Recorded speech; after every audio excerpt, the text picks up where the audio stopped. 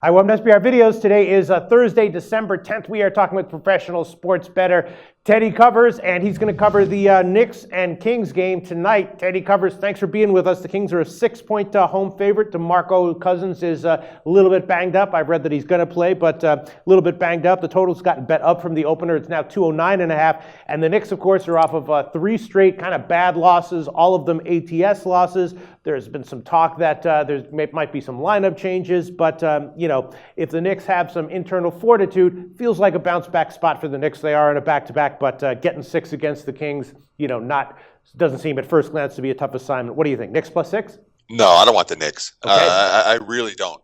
And when it comes down to the thought process here, there's an expression that they use on Wall Street. They say, "Don't try to catch a falling knife. You wait till the market crashes, and then you pick the knife up out of the ground, and you've got it." The Knicks right now are the moral equivalent of a falling knife. This is a team, you read the quotes, and boy, they're bad quotes. They're bad quotes across the board. Derek Fisher talking about how the team, they basically haven't had any practice time. Yeah. The Knicks have played more games than anyone else in the NBA so far, and they really haven't practiced in the last couple of weeks. Fisher's like, we're not going to get a chance to practice until after we get home from this road trip. So you have a team that's struggling, that's not getting the practice time in, where there are all these new pieces and components getting put together. Obviously, there are going to be struggles. And then the quotes coming out of New York prior to the road trip, this is big for us. We got to step it up at Utah. They were down by 18 after 1. They never got any closer. Now they're on the second night of back-to-backs.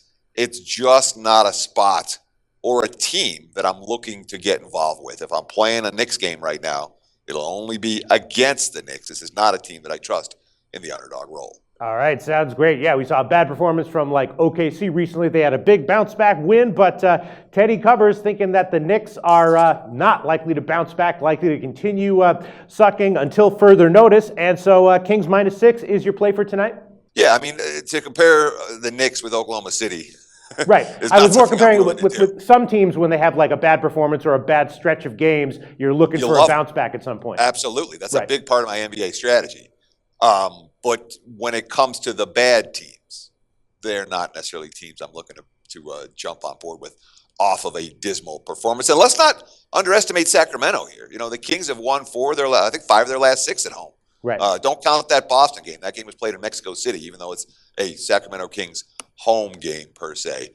But this is a team that's played much better basketball at home.